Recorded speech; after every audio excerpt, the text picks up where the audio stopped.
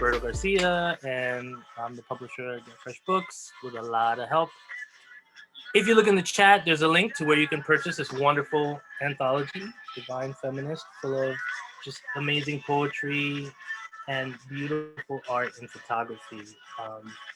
I'm so grateful that Marina agreed to let Get Fresh Books, put our name on this anthology and publish it and be able to mail it out to you guys. Thank you so much, Marina. And thank you for your vision and the hard work that you put into everything that went into this anthology. Literally, all we did was send it to the printer. So, and do some layout or whatever, but that's nothing. Marina did all the heavy lifting, so wonderful work. A couple of things about the press. We're a 501c3 nonprofit. We don't charge submission fees. So what does that mean? We're always trying to sell books and we're always trying to raise money. So you can donate via PayPal, subscribe to our newsletter, follow us on social media, see what it is we got going on and what we're doing. If you can come out Sunday, there's another reading. Please come out Sunday, and we'll kick it off. Thank you, everybody. You'll all be muted, okay? You won't be able to mute yourselves until the very end. Thank you, Roberto, and thank you, everyone who came out, who's here for the second round of celebrating this phenomenal anthology, Divine Feminists, Poetry and Art by Women and Non-Binary Folks. The one good thing the pandemic has allowed us to do is to celebrate this book continually, right? Via Zoom, and now hopefully on Sunday in person. But I want to thank the contributors and folks who supported the anthology and you all for constantly doing your part in lifting voices of women, of BIPOC women, of queer, trans, and non-binary folks. Thank you again for being here. If you haven't had a chance to purchase this copy, please visit the Get Fresh bookstore and get a copy for yourself and a copy for your grandma and a copy for anyone in your life who needs some uplifting. I guarantee you it'll do just that. I just want to remind everyone that all the proceeds from the anthology go to support the Pink Door Retreat, which is a retreat that offers space for creators that identify as non-men, with a special focus on BIPOC, queer and trans folks. So yeah, again, this was a passion project for me as a way to not only forge community, but to find faith during a time that looked dark for all of us. And this anthology got me through, and I hope it did the same for you. So I'm gonna jump right into our first Divine Feminist. I'm just gonna ask that all of the poets just let us know what your pronouns are before you read, in case, so that we know how to address you. But our first poet today is Cindy Goncalves. Cindy is a Luso-American queer feminist school counselor with a love for puns, sarcasm, and codfish cakes. She was a featured reader at the Dodge Poetry Festival in 2016, and her work has appeared in the Journal of New Jersey Poets and No Tender Fences, an anthology of immigrant and first-generation American poetry. You can follow her on IG at CINDAYUMM. Cindy, thank you so much. Thank you. Hi, everyone. Happy Friday. It is a wonderful, wonderful day. Thank you, Marina, the brilliant powerhouse behind all this. Thank you, Get Fresh. Thank you, everybody who's here, and for spending Friday night together in this virtual world, which is going to open up on Sunday, which is nice. This is cool. I'm going to read 3 poems. One is in the anthology, and the other 2 are mine, keeping with the theme of both Pride Month, woo, and Portuguese Heritage Month, if anybody cares or knows. So the first poem I'm going to read is from the anthology. It's called Conversas com a Avó, a queer's prayer, which the only thing you really need to know is that avó means grandmother in Portuguese. So Conversas com a Avó, a queer's prayer. Sabes, filha, Antigamente, we only had 2 pairs of shoes, one for work and one for church. And even though our work shoes had more holes than soul, our church shoes can walk our souls straight to the Holy Ghost. We were uneducated, but the nossa fé was all the certainty that we needed.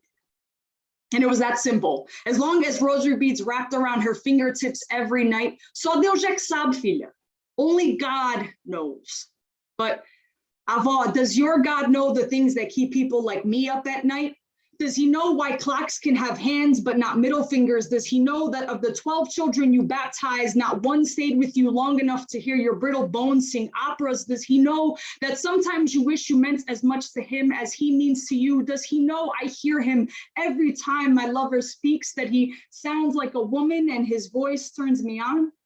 Actually, does your God have a confirmed gender pronoun, or have we really accepted that he created the clit?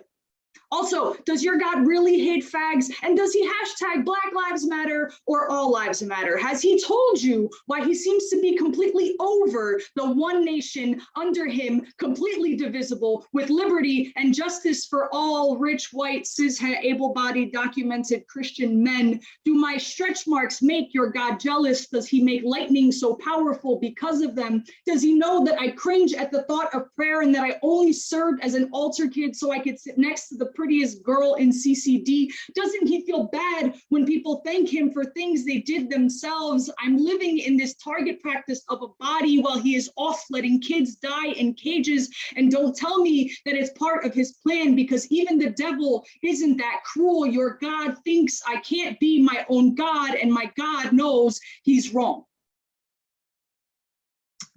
Thank y'all. Religion is weird, y'all. So when we talk about the divine, divine means so much in so many different ways. And that's my divine. The next one I'm going to read is called Home. It's for my parents. Home. My mother's name is Maria. She cleans the houses of rich white politicians and their moody teenage daughters. My father's name is José. He builds the big, beautiful homes he imagined would be his by now. Together, they understand 70% of the English language and can turn to all 3 of the Spanish and all 9 of the Portuguese channels without looking at the remote. From a village of poverty and modesty, leaving all that they knew for a life they had only heard rumors about, home became an unknown territory fenced in by the only word they knew had the same meaning in both languages: illegal. Native to naive, working long hours without the elaborate family lunches they were used to, finding a grocery store that sold fresh goat meat for Easter Sunday, sending home videos across the world to show their mothers and fathers the grandchildren they would never meet. Our mouths became stiff with unrolled R's until my mother's tongue, pruned by cod and chestnut, pleaded, "Speak Portuguese. We don't understand, and we want to laugh too." Our parents are tired of being outsiders. 3 decades of putting pastéis nata next to the apple pie at a Thanksgiving without turkey. They are tired of looking through the windows of a place they gave everything to stay in. My father knows more about American politics than I do. He speaks to me about rights because he knows I am the only one that really has them. And in the 2012 presidential election, my father scolded me with silence for not voting. His dead stare grabbed my privilege by the white collar, yelled, "I wish I had even just the option to not vote." My father knows the first 3 words of the preamble are bigger than the others for a reason. We, the people, nós também, us too. And then the last one, so like I said, in honor of Pride Month and Portuguese Heritage Month, those 2 worlds don't necessarily live in harmony for the most part. So this last one is actually based on a very true and very traumatizing, I guess, experience, because I feel like every time I think about the way those 2 things intersect or how they don't, I end up going back there. So it has a running title. Thank you. And I also realized I didn't do the pronoun thing. My pronouns are she, her, hers. Hello. This is a fun one.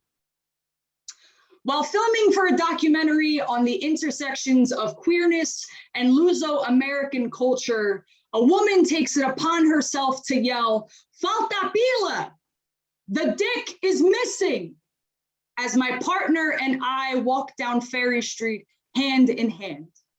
You need to know, we didn't hear her say this when it happened. We heard it for the first time when the director shared the footage in our group chat, asked, did anyone pick up on this? I imagine this woman's face, grinning at her ability to insult the obvious in the most mediocre, third grader just discovered your mama jokes and still thinks they're funny kind of way. How upset she must have been when the freaks let her speak and passed up the opportunity to feel less than, anomaly, disowned by the community that taught them the value of the batupe and roasted green peppers with sardines. I replayed this clip over and over.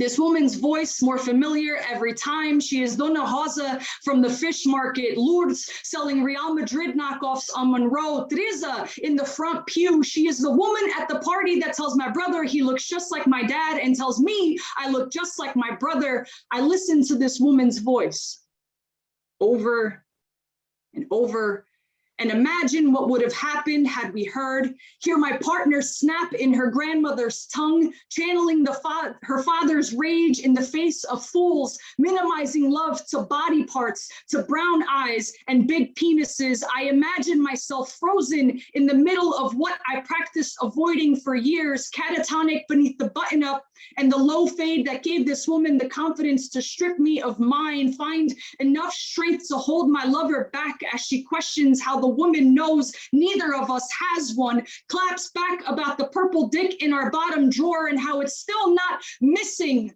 when our hands become compasses, fingers guiding each other in high tide. I pull her in tighter, remind her of what she said earlier, that our people will never care to know us the way we know them. We stumble away. I drive silently, listen to her say all the things I couldn't, prouder than ever to love her and the woman her mother says she shouldn't be. Consider the privilege of being able to walk away annoyed but unscathed. We get home and shower together, always together. Run our hands down waists and up spines, across chests and shoulders, over bodies rooted in two places and nurtured in none, finding home in scarred knees and belly folds, hot, soft, molded together by morning, whole enough for each other and missing nothing in between. Thank y'all.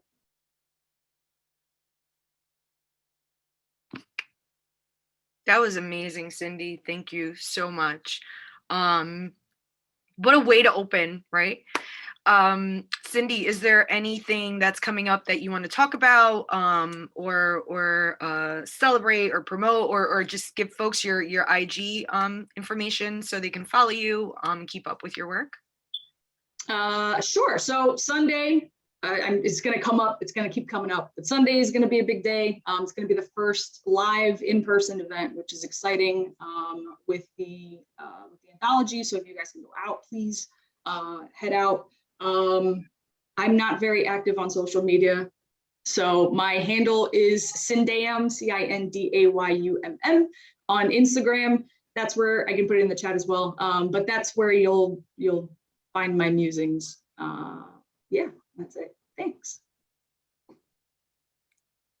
Thank you. Up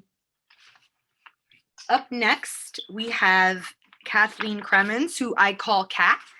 Kat is a Newark native of Irish Catholic immigrant parents, a retired educator, and a lifelong Jersey poet whose poem, The Curve of Things, is part of Art by the People's Moving Words 2020 project. She also serves as a board member of Arts by the People, a nonprofit organization whose mission is to establish, operate, promote, and conduct educational programs, opportunities, and classes, especially for seniors and youth. Kathy, take it away. It's so weird to hear you call me Kathy. It's very strange. So I'm going to read three poems tonight. The first one will be Diversity of Matter from the book, and I'm going to hold the book in my hands and read that one. And then I'll read two more. All three of these poems are part of a manuscript that I think is close to done, called The Curve of Things. And they're love poems, and they're love poems for people who identify as women. So kind of fits into our divine feminist theme that we have going on.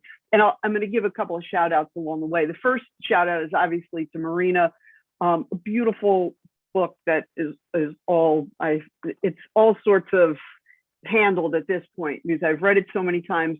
The artwork is amazing and the curation is absolutely brilliant. And the first thing I want to show is the photograph that's next to my poem is just so perfect.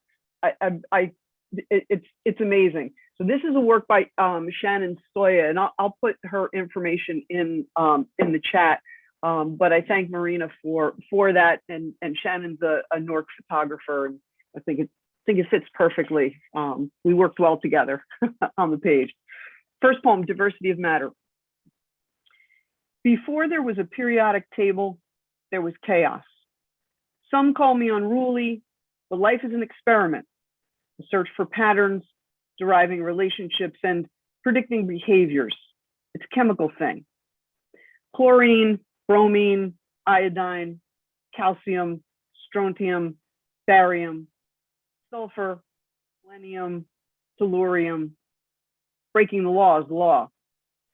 Law of triads, caloric screw, law of octaves. I'll show you where to touch me.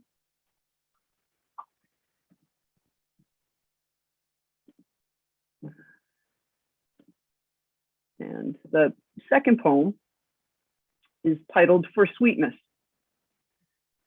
Succulent red apples sliced open yield a crisp, sweating flesh, mixed with the dried juice of the apricot trapped on your fingertips and under your nails, brushing my face in a gesture of seduction. And you turn to dip 2 fingers in honey, passionate as a worker bee, bring those fingers to my lips where I almost drown. And the last poem, it's actually a prose poem, and it's called Divine. Captivated by the meldings of Cannibalisimo, sitting in my art history class with the aggressively narcissistic professor, either oaring his way through a survey of modernism, having just watched John Waters' Pink Flamingo for the 5th time, I was having no bullshit. The prof's insistence on two-ness embedded in violence, 2 faceless figures, Spoon versus Spork, fascism versus socialism, father versus son, right versus left, religion versus economics left me angry and distant. I had different eyes. Dali's painting and Waters' film were both ands, threats and a transgress, movements, dances into the fragile, ever morphing in between. Divine was my goddess. Heaven and hell didn't exist, neither did Freud.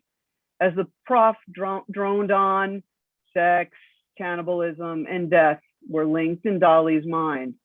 I plunged into the waters of fluidity, willing to drown in glorious uncertainty, weaving together words with no gender, no sex, no religion, no race, no money, words, to find other words in a splendid suddenness of serendipity, unpaired, yet familiar, the infatuation of another in all its goodness, like the meltings of Dali and the shit of Waters, freed from the binary of everything. Divine is my goddess, I worship nothing. And 2 other shout outs. One goes to a person I heard read back when I was getting my MFA at Goddard in the mid 90s, an Abenaki poet by the name of Cheryl Savageau. And a fantastic poet. Her voice, the first time I heard her read, has never left me, and kind of lost track of her, and she disappeared off the poetry scene for a while. She came out recently with a book of poetry, but she came out with this memoir, out of the Crazy Woods, and this is actually one of her own quilts, but this is a memoir that is absolutely stunning, and certainly a must read for all poets, especially poets who are, have full-time jobs, especially those who are academics and are trying to raise families. It's just a beautiful work. And then the other, I've always loved June Jordan. She's always been one of my favorite poets, and every June, it's certainly nice that it's also Pride Month, but I go back to June Jordan, and I go back to her work. Certainly her political activism has always stayed with me, and I try to spend time with her poetry, so I recommend that as well. Thank you all. Hope to see you on Sunday. It's gonna be amazing. Thank you. Thank you so much, Kat. I too want to echo what Andrea said. I love the sensuality of the second one and the fluidity of the last one for sure.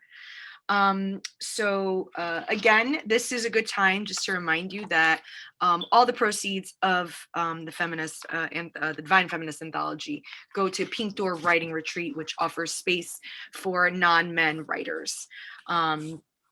So thank you again for joining us and for helping us to celebrate this book. Our next reader would have been Stephanie Lamb.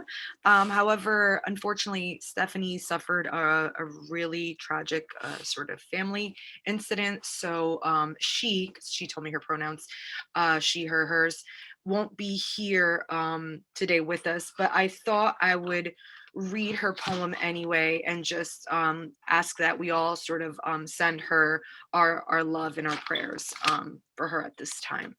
So this is Stephanie Lamb's poem, Love Language. And when I think of you, it is in a language that does not contain the word love. I don't imagine dancing under a million stars, ears pressed to chest, awaiting the dawn. No, I envision pulling God to her fucking knees and plucking the heavens from the sky and devouring the cosmos, the sun and the moon. Rewinding the exact moment your hands began to tremble and your heart began to quake. Erasing the very instant you began chasing a perpetual dusk to the bottom of the proverbial glass in the insatiable ache of self-preservation. And I want to hang your demons from the very vines they sprouted roots from and wrapped and entwined within each shared breath between us. I want to wrestle the monsters out of your head and lock every unbearable mistake and haunting memory and every word left unspoken back into Pandora's box. Label it peaceful redemption in a language that does not contain the word love.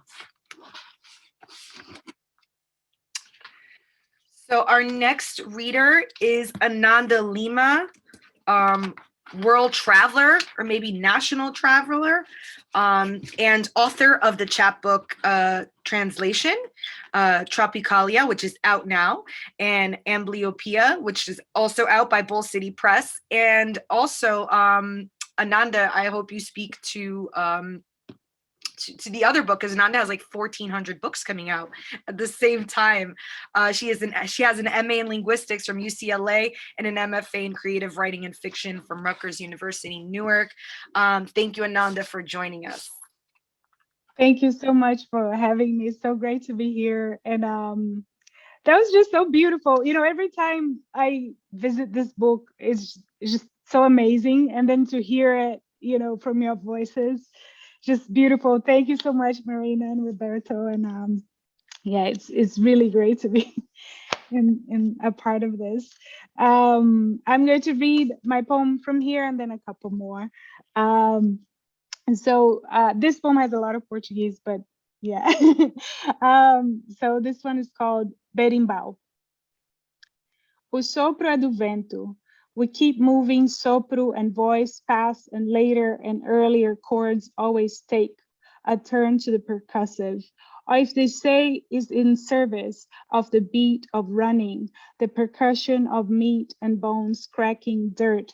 And when we press the chamber of the cabaça seca against our stomachs, tighten the wire around its neck, stretch it taut before striking with our sticks we run, clandestinos hiding in the dark or light or stringing wire in streets full of tourists or accompanying the mouths of gringo instructors who go ginga, ginga, ginga, asking Angola or regional, singing along with the radio pedaço de arame, pedaço de pau, de pé, em toque de Angola, toque de São Bento, pequeno, grande de Bimba, toque de Yuna, we follow o compasso de aço, o compasso do passo, o compasso da culpa do sol. All right. Thank you, Marina. All right, so I'm going to read 2 poems. So one of them is a spring poem. I feel like this spring is like spring and steroids, you know, they're all coming out of hiding. I don't know. I mean, I still have the kid that is going to be, you know, it's not totally there, but it's very different from last spring. But this is from a spring before this whole thing, and it's called Spring. It used to be that if I saw something like puddles of melted snow, the blossoming pink flowers in the suburbs, and the birds returning from the open sky, so casually shrugging at the miracle of cryo sleep, I understood spring as a gift from America, the joy of having something taken and returned. It used to be that if I said something that led to laughter released like children freed from a cage, and all that coy cocktail talk made me feel like I was happy. But now all that chatter, that crowd and the sprouting outdoor seating, the city's gentry, the dry mud over cement surfaces remind me of the present, of naive futures, of past springs. All right. So yeah, this next one is one of many pandemic vibe poems. So this one I think was from last spring. So this is me last 1 year ago. And it's called Portrait. These days, knowing I'm running late doesn't help.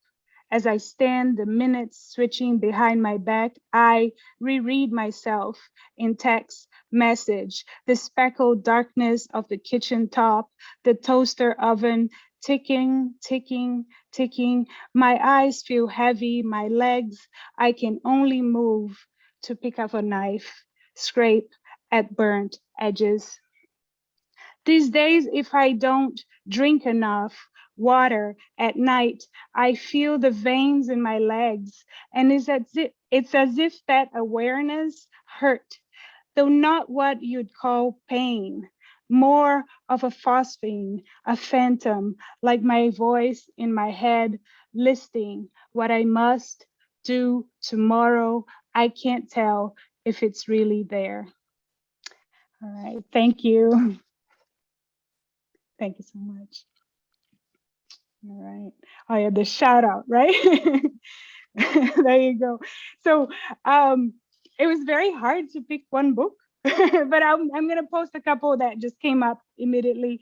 But I'm revisiting this chapbook by New Sun Yu, and it's Win, and it's all about the moon. People keep saying that the moon is cliche or whatever. I think saying things are cliche is cliche.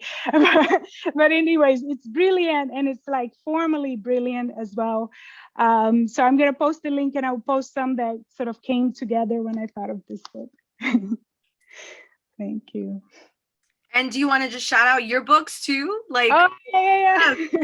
Yes, please. So my full collection Motherland is on pre-order with Black Lawrence Press, so it's there. Thank you. There you go. It's coming out in October. Fantastic, congratulations. And you always make me reimagine and reconsider Americanness all the time with your work, and I appreciate that. Thank you. Nora Luongo, or Eleanor Luongo, is our next reader. Eleanor received her MFA from Rutgers University, Newark in 2010. Her poetry has appeared in Bellevue Literary Review, Used Furniture Review, in the Overplay Underdone Anthology, and in No Tender Fences, an anthology of immigrant and first-generation American poetry. She is rocking the coolest hair today, I think. And Nora, take it away. Thank you, Marina. And thank you, everybody. So I'm going to start with a poem from the book, and then I'm going to read two others. So this one is called Electron. I'm only asking this, for you to crack open my ribcage, crawl inside and feel my pulsating heart. Hold it gently as if it is already broken. Inside the cracks is another heart, the true, shapeless I am. This story is not about me. It is me, same as any tale in the telling of it becomes the person speaking. I constantly fear I'm taking up too much space, but this is the smallest of things, an electron. I will not request a center to orbit, a neutralizing force. I circle the question. Everything outside is gathering sparks, is more than myself.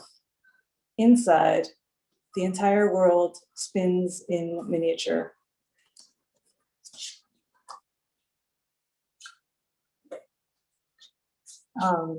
So this next poem was actually published recently in a magazine called Black Telephone Magazine, which is a really fabulous online literary magazine.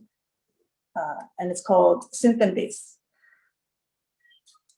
Tell me your darkest dream, desire, the one you're afraid of, to make real, to never live. Painted in blues and violet, black bass and synth. I'll be the bass, unnoticed, until it goes missing. In the silence, you'll realize the low, rolling thunder was the soul. Play me alone, in the dark, if you must.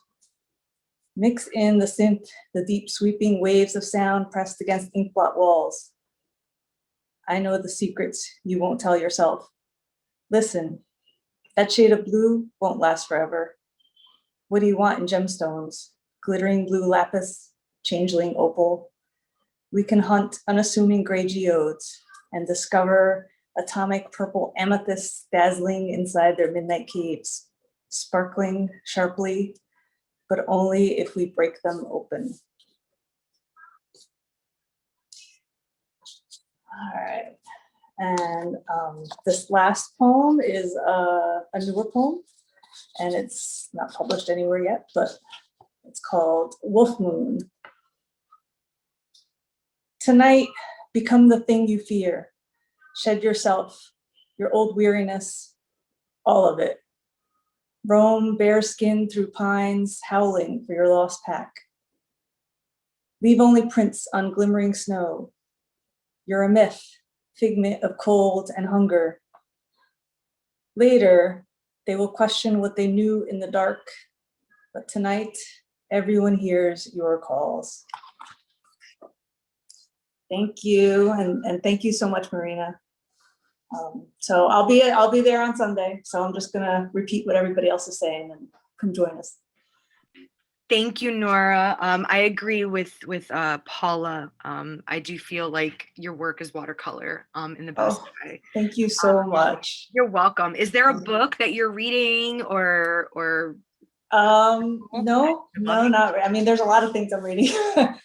There's a young adult novel that I just finished that is actually out for pre-order now. I got an advance copy, and it's called Summer in the City of Roses, and it's just absolutely amazing, and I think this crowd would love it. It's got myth and like fairy tale, but also punk rock and Portland, Oregon, so I would check it out. And the author is Michelle Ruiz-Keel.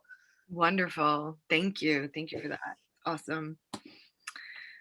And our next reader is the amazing Lynne McEniry.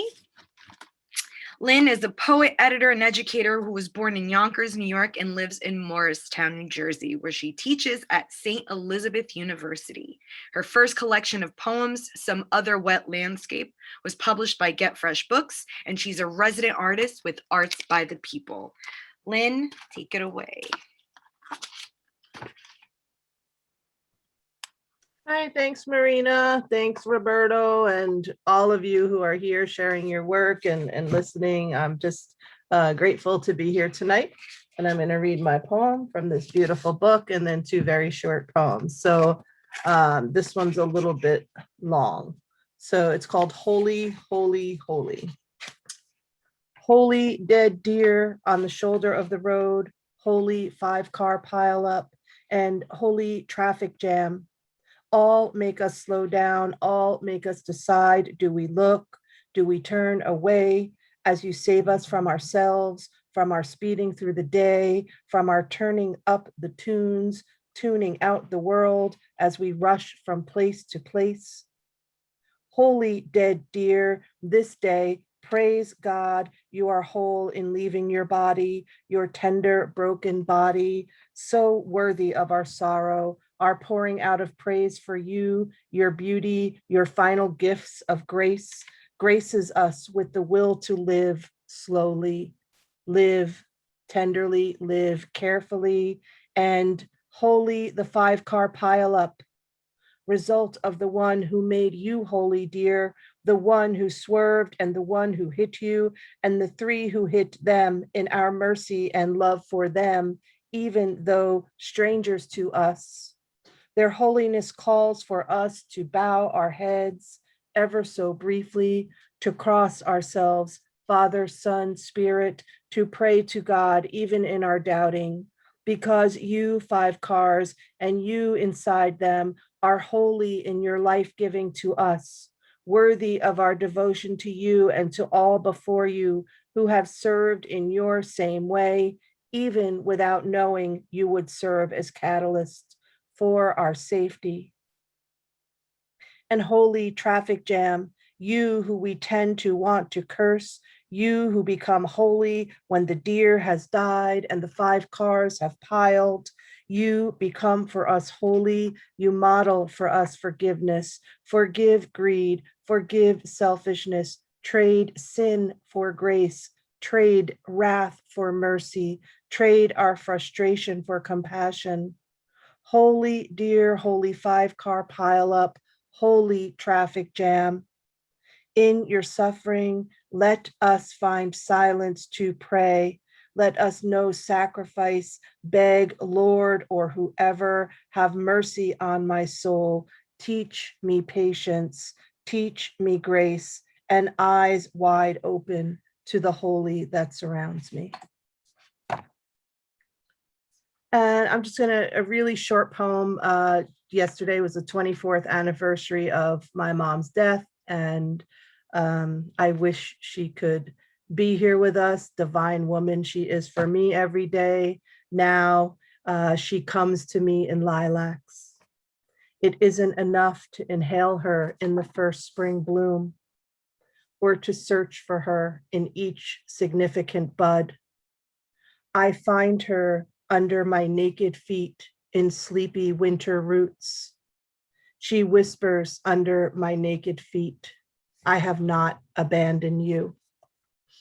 And I'm going to finish with a newish poem that our Right On Babes we're exploring some origin poems. So this is a newish poem.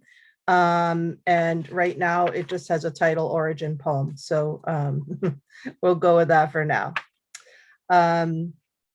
My mother's mother cooked in her uptown apartment, wearing her mother's pearls on her hand, neck, ears. Food fresh daily from the corner market filled the table 3 times a day. They prayed before each meal, my mother said, for starving people in the mother country and for all the babies stuck in purgatory, she said. Said she was told at the table to eat everything on her plate, then told while clearing dishes, skip dessert tonight, dearie. It's not worth thick thighs. or an eventual heart attack. My father's mother cooked in a cast iron pan with bacon fat she saved in a Sanka can that sat forever on her stove, same damn can for 30 years. My dad said once, grease poured in, grease spooned out, meal after meager meal, he said he spent his teens wondering if being beaten with the pan or eating the food cooked in it would kill him first. Thank you.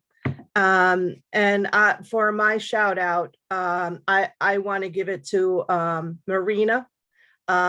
She is, done so much for us and continues to bring us together in these kind of readings. So I just want to celebrate her. New book is going to come out next spring. Spring is everywhere, I feel, tonight. So McEniry Press, and Tantu Tantu is the name of her collection. So we're going to wait for her to tell us when we can pre-order that. In the winter, I'm sure it's going to come up. And I also just wanted to say, I was talking to Marina today about her social media. I'm on Instagram as Lynne Poet. I was frustratingly working on Wix this morning, trying to fill the damn website for like the 10th time.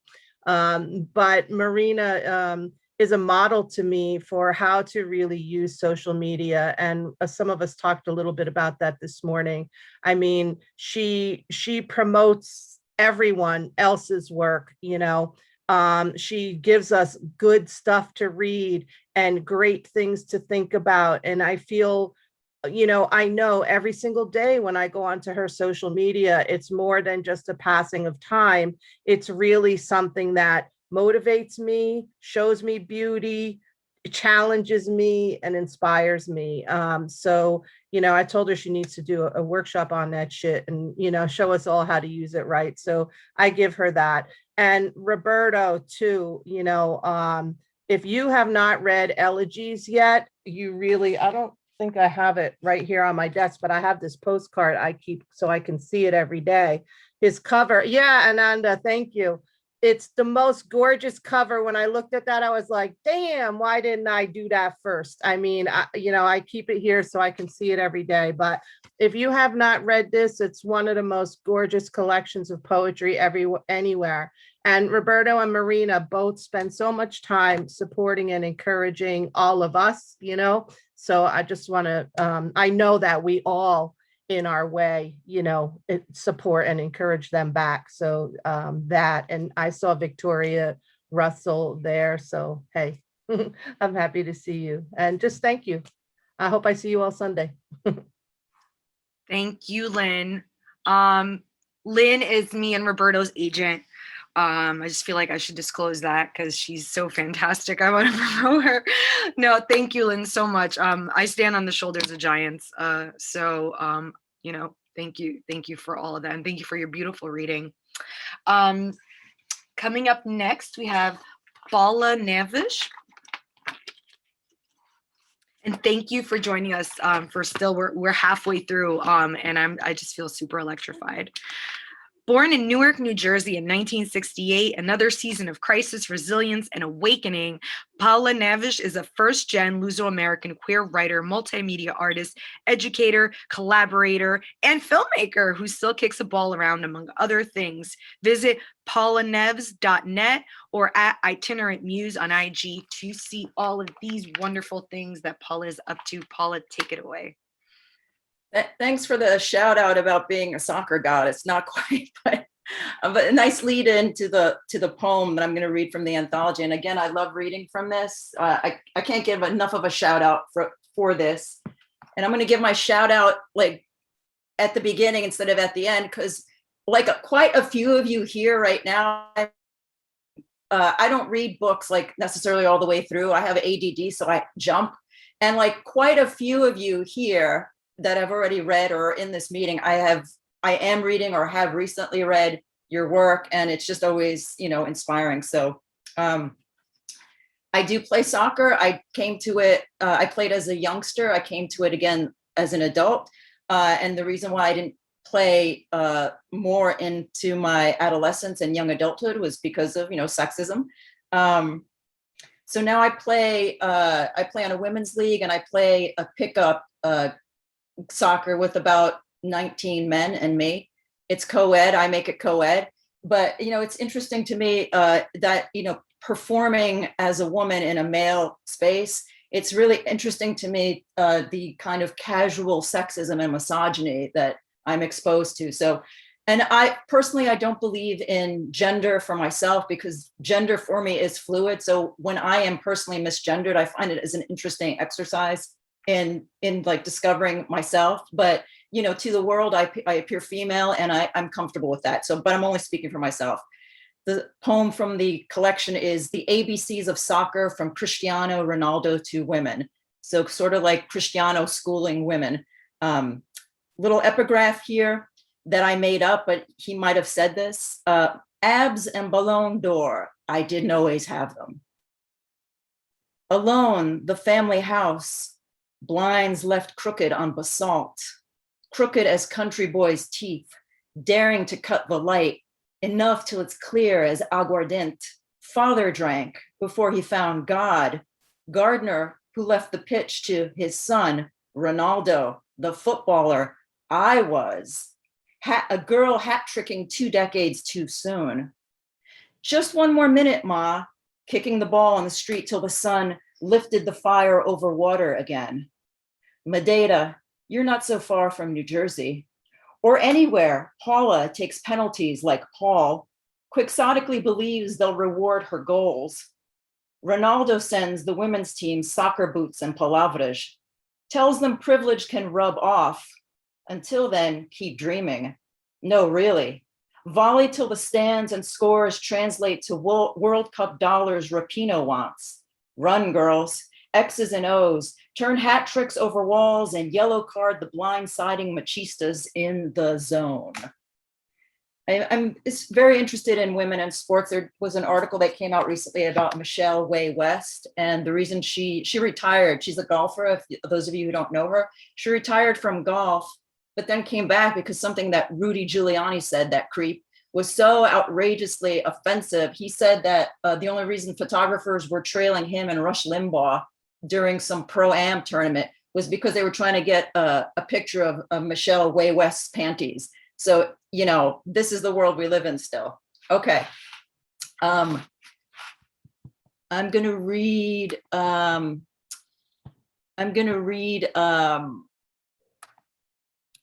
another poem. Let me just find it. Okay. So last night I had a meeting with Marina and Ysabel, and Ysabel brought up, we're like, trying to come up with a panel for AWP, a proposal, and, the topic of coming up with quotes, to include in the proposal came up, and, Audre Lorde came out, and then Ysabel made the interesting comment that, there's certain writers, certain cultural icons that, we tokenize, we refer to again and again. So this poem is kind of a nod to that. And the epigraph is an overused, quote from Frida Kahlo. It's about Frida Kahlo. She's one of the artists who, again, her exhibits are done over and over again, and her pictures on everything. And, the poem, I think, will speak for itself. It's called The Latest Frida Exhibit, A Prayer for the Fractured. I have no choice but to put up with them, since they are the ones who buy paintings. Frida Kahlo. Frida, it's not tribute, fashion, or socialism that knits my brows while I consider your retablos and sewing kits. Take a selfie while the halves of this American experiment cannot meet. Dresses and bodices to defend for or against this land you weren't much impressed by, save for San Francisco and New York, left and east. The rest they cannot meet nor comprehend, but I digress. My brows furrowed for pondering selfies or how to mend a wall, the broken backs behind it, bones left in desert so long the sun's whitened them enough to almost pass. Wall whose cracks even Diego's powers could not camouflage. But I digress again. Do we always turn to you to see with our Ray-Bans on through your third eye? Ah, those eagles. because you know the answers, though you cannot say? Or do we just keep thinking that you do? Keep paying tribute, i.e. co-opting facts. This land was always yours, was made because canvas and pain are wider and deeper than frontier. You answer, America, paint your own damned portraits. I think that's all I'm going to read tonight. I know I overread, I underread a lot, but you know, I did a lot of talking, so I'm going to leave space for you know, the remaining poets. I will put where you can follow me in the chat, and you know, always wonderful to be with you all, and you know, privileged to hear your work. Thank you. Thank you, paulA. And thank you for always leading the way. Thank you. Our next poet is Dr. Juhanna Rogers, creator and host of Behind the Woman. She is a Newark native scholar artist committed to racial equity through education, performance, and counter storytelling. Dr. Rogers made history in 2016 as one of the 8 Black women to earn PhDs simultaneously at Indiana University. She is a mother who currently resides in Central New York, and she is my oldest and dearest friend here. So welcome, Juhanna. Special welcome to you, and I'm excited to hear you. Good evening, everybody. Marina always invites me to be a part of such amazing spaces, and I walk in like totally feeling unprepared. So shout out to Lynne, who normalized, you know, one's lack of ability to navigate social media and talents. Because I was like, Marina, how do I get on the Zoom thing with the flyer? I don't know how to like click on it. But I appreciate her. And as I'm sitting here listening to just your wonderful work, I'm like, what am I doing here? But I'm happy to be in the space. This is really motivating and inspiring for me as I work on my first book of poetry that I'm aiming to put out into the world over the next year, as well as some of my other writings. So thank you all for being courageous and sharing your work and inspiring someone like me who's trying to step into this space. And so I'm going to start with Black Brick Magic, which I wrote specifically for this anthology. And Newark is home, and Newark centers me and inspires me and motivates me. And this poem is about my beloved Newark. So the street lights, the flashing lights that led me to Broadway didn't begin in Times Square. These lights are found on the other side of the Hudson, in the bricks. Nestled between Interstate 95, gardens to the south, mountains to the north, farmland to the west. But to the east was just sunrise and concrete. Yet I wasn't discouraged. I simply followed the lights. The lights were all there for me to hold on to as I prayed to the moon, peeking through the alleyway at night. You see, the bricks baked hustle, pride, and Black love so deep into my soul and my spirit, it carved out a permanent presence of righteousness. Instead of holding me back, the bricks let me fly. The bricks, Hooterville specifically, in the bricks was an underbelly of African, Caribbean, Latin, and immigrant talent, refugee past. Any and everyone from here isn't to be counted out or preyed upon. We aren't people to be underestimated or discontinued. We are souls. Our tales run the trails of Black tears. Our quest north, migration shaped by time between cotton fields and rice plantation. Our Black lives squeezed between the Mississippi and Atlantic currents. Yet the bricks rebelled, and a foundation was laid for this Black woman, once a girl. The bricks shaped and molded my unapologetic commitment to Blackness. My grands laid these bricks. We refuse to let you forget. From the basement of Mount Moriah to the rooftops of St. Luke AME, from the Low Country to West 92nd Street was $20 to Huntington Street. On Greyhound from Hawkinsville to 86 Central Avenue, we, my people, laid bricks. We laid bricks, the bricks. We are not all stolen cars, crack babies, and criminals. My bricks, my Newark was shaped by my village who created a place for us and by any and all means necessary. In the bricks, every street, every corner, every home holds stories to write, rhymes to sing, lives to celebrate, and obstacles won. My bricks, the bricks, this city is a magical space where dreams manifest, lights from the Hudson shine on us, and our light our way. Talent thrives here, where house music inspires and bright colors decorate our walls. My bricks, our bricks, the bricks. We refuse to build our house with the master's tools. I am here because this is the foundation upon which my feet were planted. I am the legacy of persistence and steadfast allegiance to the greatness we call Black. My Black is your Black. My bricks are Black.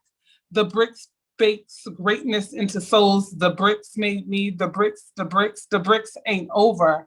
I am simply Black brick magic.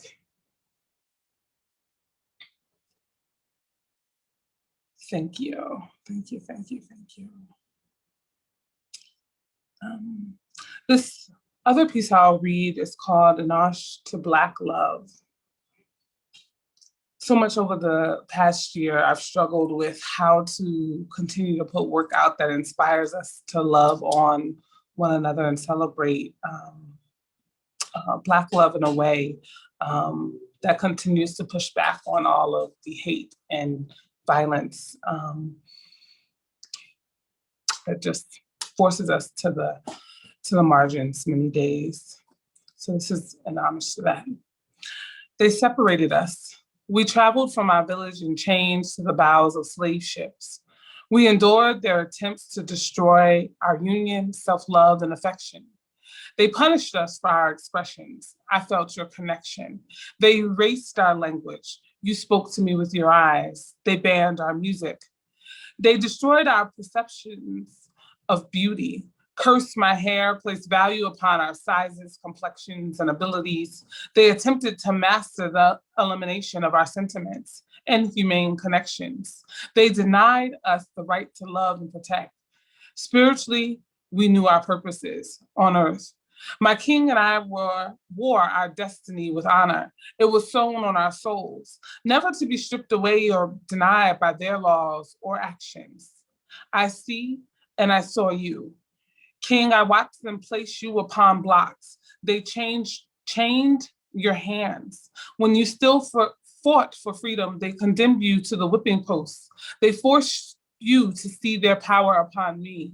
Yet still I saw you. I watched in horror as they stripped away your freedom. I cried too as they denied your manhood and eliminated the possibilities of us raising the kingdom we were destined for.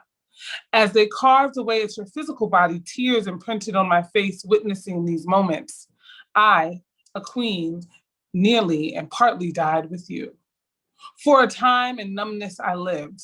However, upon the moonlight one night, I saw your soul. You whispered in the wind, filling me with purpose. A rebirth, reminding me of my destiny and my position as queen. I, queen, raised my head and moved forward.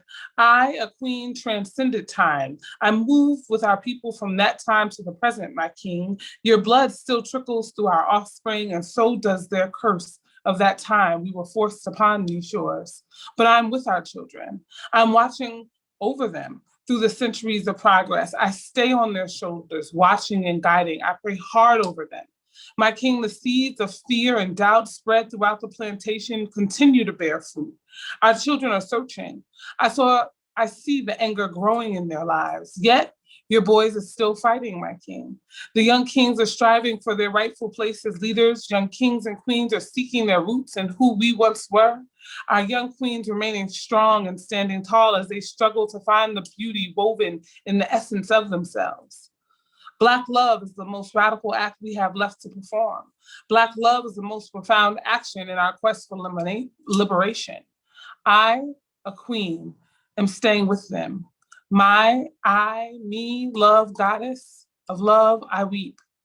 The desire to love and manifest Black love amongst our offspring seems still a daunting task. Thank you, everyone, for letting me share, Marina, for creating the space and inviting me into it and to be part of This anthology is a beautiful opportunity for me and more inspiring than you could ever imagine. And so thank you everyone for listening and your thoughts. Thank you, Juhanna. I'm constantly learning from you 24 years later. Thank you for sharing your work. And I can't wait until your books are out in the world. Me and Juhanna, you know, it was like senior year of school in high school, and we were just like, I think we're going to be pretty amazing like artist individuals. And then, you know, we just kind of knew that was going to happen. So to share this space with her so many years later is amazing. Thank you again, Juhanna. Our next reader is Kip Shanks, who is an MFA candidate at the University of South Carolina. Their work can also be found in Erase the Patriarchy, Vice, The Normal Review, and various local and New Jersey zines. They can be found on Instagram at Kip, K-I-P, Shanks, S-H-A-N-K-S. Thank you so much, Kip. Go ahead. Hey everyone. Thanks to everyone who read already. Thanks to Marina. Thanks to Get Fresh Books. I mean, this, like, flipping through this when I got it and seeing the art and like the poems that were in here, I was blown away. And like living outside of New Jersey now, this was like just what I needed. It was this dose of like New Jersey badass, like feminist goodness. So thank you to like everyone who put something in here, came here and read. Marina, everybody. So I'll read my poem from here first, Two Views of Jeanette De Palma, which is about a girl who was my age in my hometown in the 70s, Springfield, New Jersey, who was murdered in the woods. It was always something that sat with me, and I'm happy that I finally got to kind of write a poem about it and have it in this book. So Two Views of Jeanette De Palma. 1. She seemingly did the dying thing as if it were a metastatic accident. Whispers drench over her body, lacking the forearm and hand. Whispers of wooden arrows on the trees pointing you to her. No secrets in those trees, barkless. Francis, the black poodle, chin raised as if listening for her smell, trotting back to his owner with her forearm and hand. He also has no secrets. He is barkless. Look at her, so sour, spoiled virginal girl with even her spirit decomposing. When did she learn she'd one day die? What age did she know that this would happen?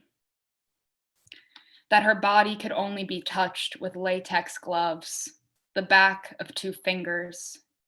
Could she feel the heat from the core? What age did the film of flesh keeping away knowledge of mortality pop deep within her? When did she learn our God hates her? That we'll love to cry at her face in our earth?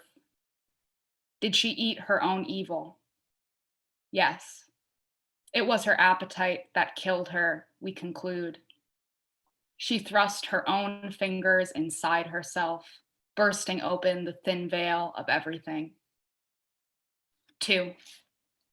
Are you the devil's teeth or just what they're chewing? She wants to be, not to seem. She wasn't there for the stone halo around her head. She wasn't there to know there's a word for bittersweet in every language. She's made to follow all the rules now. She is woman unmarred. She has a cadence they'll never call prodigal. Call off the dogs and burn the radius rope. Years later, flood the basement. Destroy her file alphabetically. I imagine she'd rather be Anon. The arrows on the trees would know her.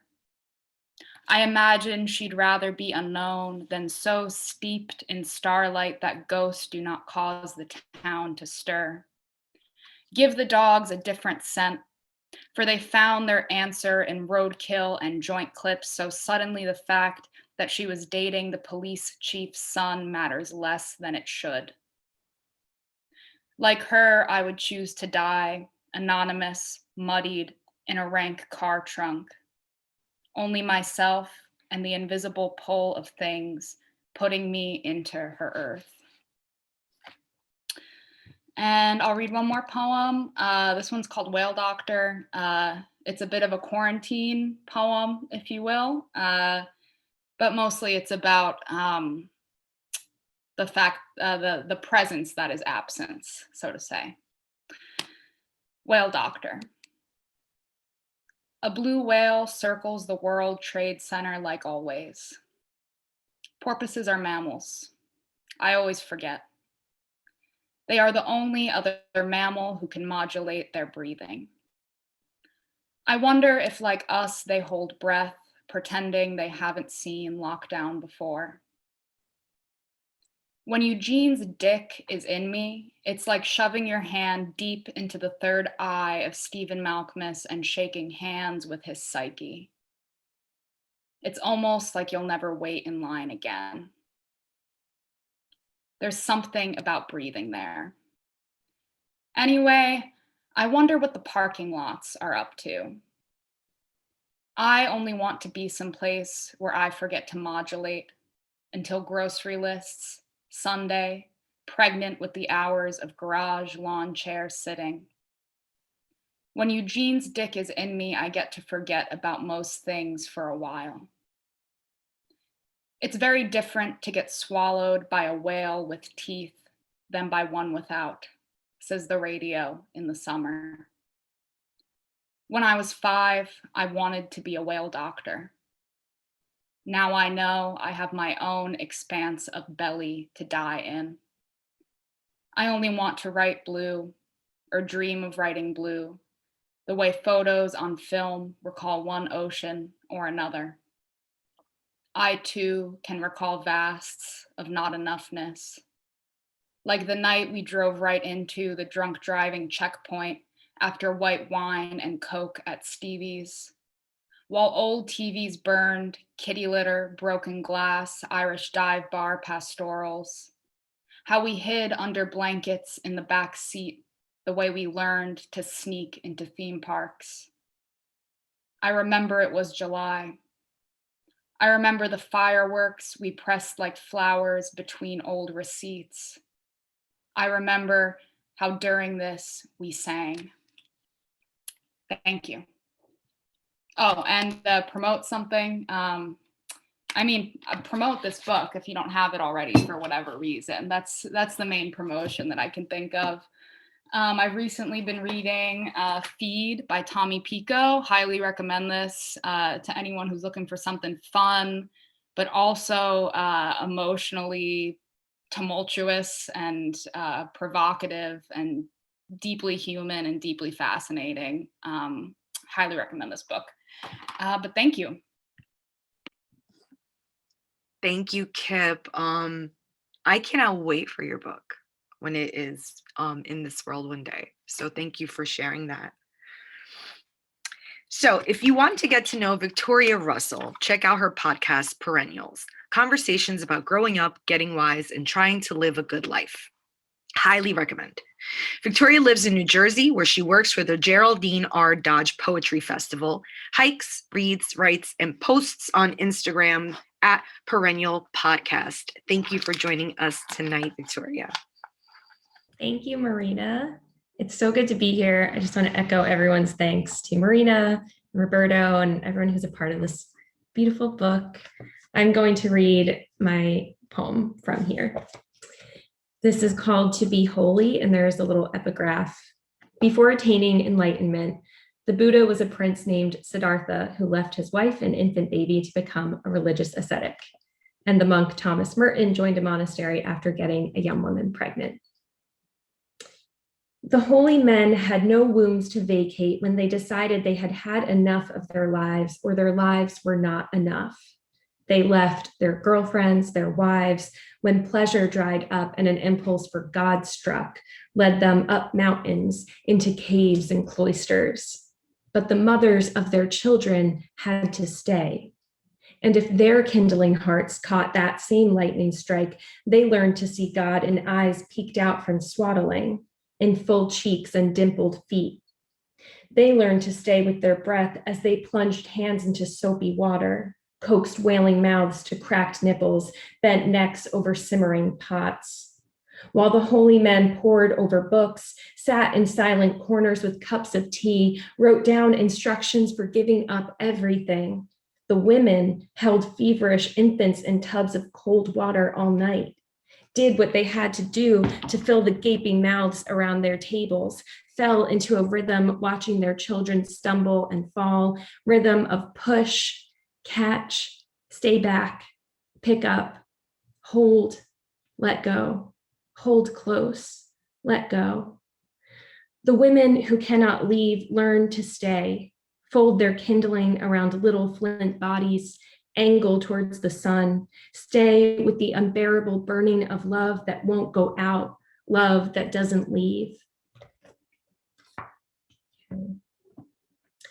And I'm going to read just a few short poems.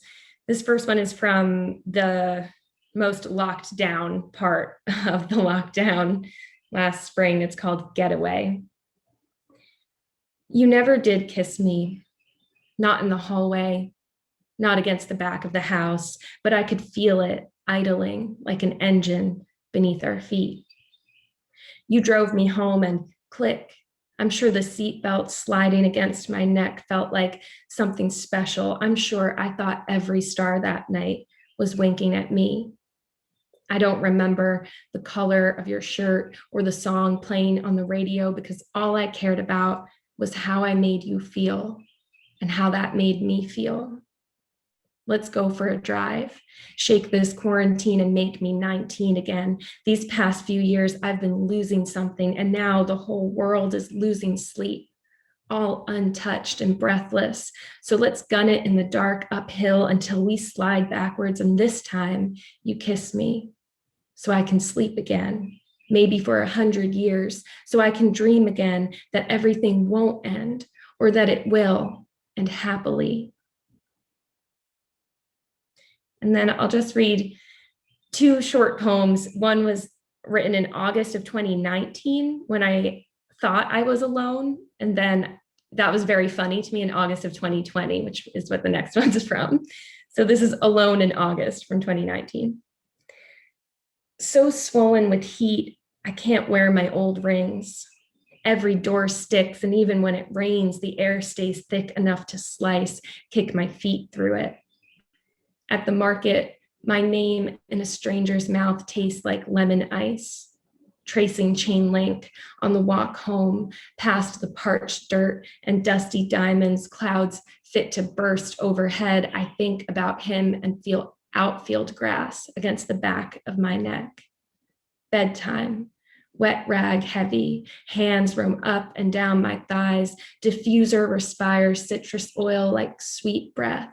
A bloated moon and heat lightning break through the window, wake me in the middle of the night, cell phone lights up under the sheet. I don't even need to read the message. The best has already happened. In the middle of the night, someone thought about me. Okay, and I'll end with August again. Here in the dusk of summer, we are tired.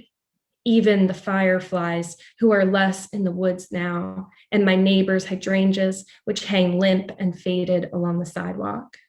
Last week, a storm brought down branches and wires. My engine overheated. I waited 4 days to drag the empty garbage pails back from the curb.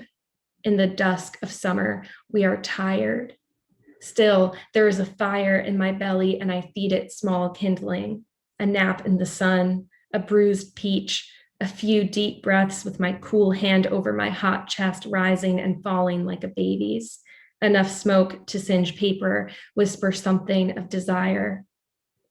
Now is the cricket's time to swell, fill every night with insistent song, something about summers we once had, the cold months we know are coming, a warning to cup our hands around flames we don't think we need now, but will.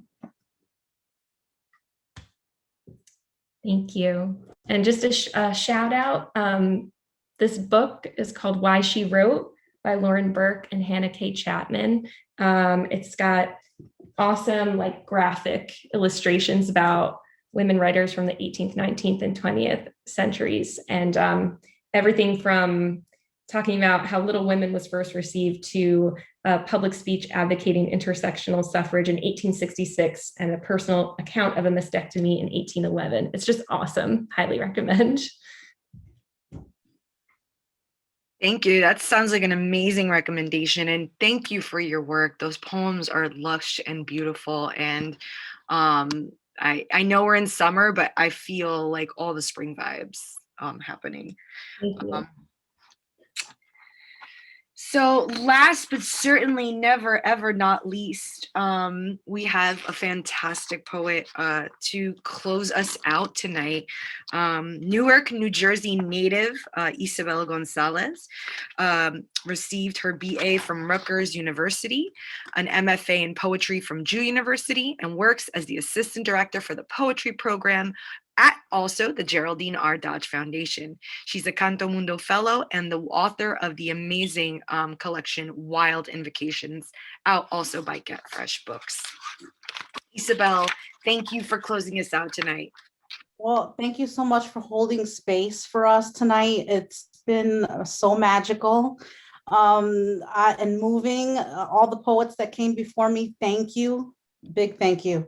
Filling the space with such beauty. I'm going to read from The Best Anthology, and my poem is called The Universe Inside Me. The universe inside me gleams and swirls on my tongue, planets circling each other, and as they revolve, grow closer to dust. My ancestors gifted me this universe, dared me to keep it alive. Surviving is what I do best, watering other universes as I walk along. Some days I bet on my dear imbalances to strike, tilting planets and knocking off rings, black holes seizing my tongue and teeth into itself. Other days, I unpeel my star husk where you find me bare, flesh having leapt from my bones, bones having rattled into the distance, only my little universe whirling and thriving. On these days, I dare you to toss into me your own twinkling chaos and wild, which I thread through my worlds, spun gold. I'm a shining supernova, and no one can bear to look directly into my big, glittery beauty. The universe inside me is thankful for all the little gods and universes that glide next to each other on tongues and in throats, hovering over eyebrows and in dimples. Grateful for the light we make, thankful for the quiet and noise as we spin unknowingly beside each other. Shifting universes take such force, never knowing what kind of day it will be. But you and me, we dance anyway in the beautiful black pulsating lights, throbbing throughout our entire divine lit face. I have two more poems. It's a series of poems I'm working on titled Chameleon. Chameleon, or a poem with colors. It's strange to love that glitter shines under the right light after a person dies. My sadness is in a bout with a pandemic. Their money is on the virus. Sometimes so is mine. I've made a living off being the underdog, life just a bit off balance to notice how I, too much, praise, raise, making a rainbow, always rooting for the streaming light. It's strange to love colorful skirts and blouses on my skin after death. They help blending in with other walking, talking people in my neighborhood, doesn't clue them into the big blue whale in the pit of my belly, drawing me down into deep oceans crawling with life.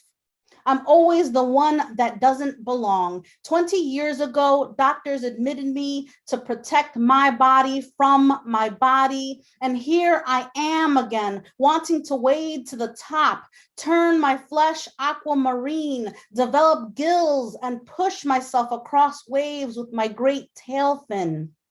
Strange to love all my colors even more after the memorial.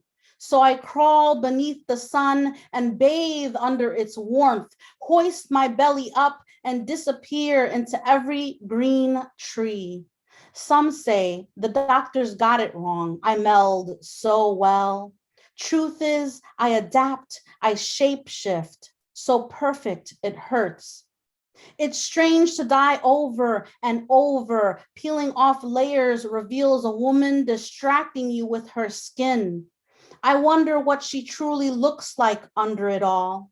Is she still smiling? Are butterflies making a wreath upon her hair? Is she still dancing in bruised circles by herself? And I'll close with another chameleon poem, Or I Am Afraid, after Dorian Lux.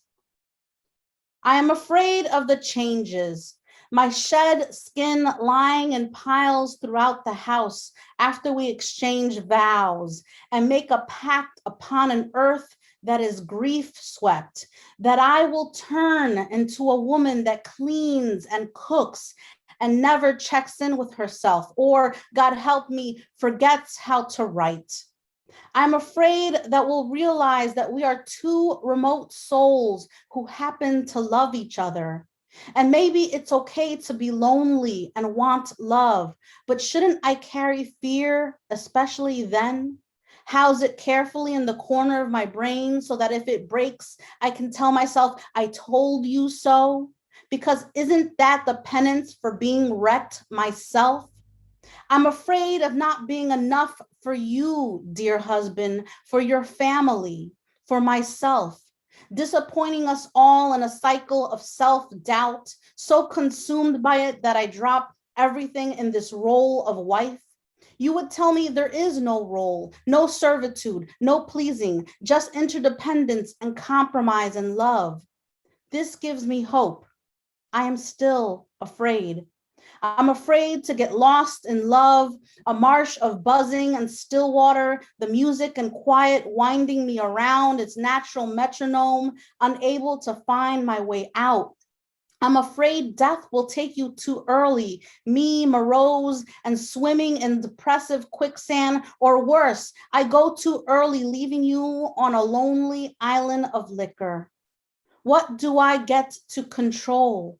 Maybe not the giving or taking, but holding your heart in my palm, all beating and raw, saying to it, I can be honest, I can be tender.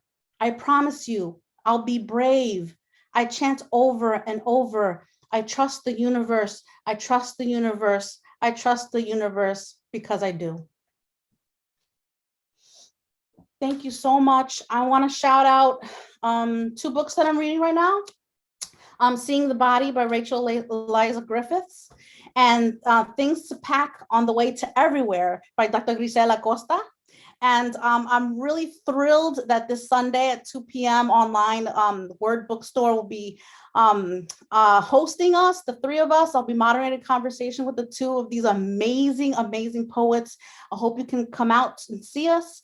They are 2 wonderful human beings and 2 wonderful poets. And if you can't stop by, grab the books, Get Fresh Press, and Rachel Eliza Griffiths, Seeing the Body. Thank you, Isa. Thank you for your big glittery beauty. I feel like that should be the name of your next book, because it's such a beautiful way to sort of, you know, name your all of the beautiful poetic work you do. Thank you to every single one of our contributors in this amazing anthology. Thank you to Roberto for giving this anthology the most beautiful, beautiful home. And thank you to all who joined us tonight in celebrating this testament to women and non-binary folks' experience with the divine. And maybe now we can unmute and kind of just give everyone a round of applause and maybe just show each other some love.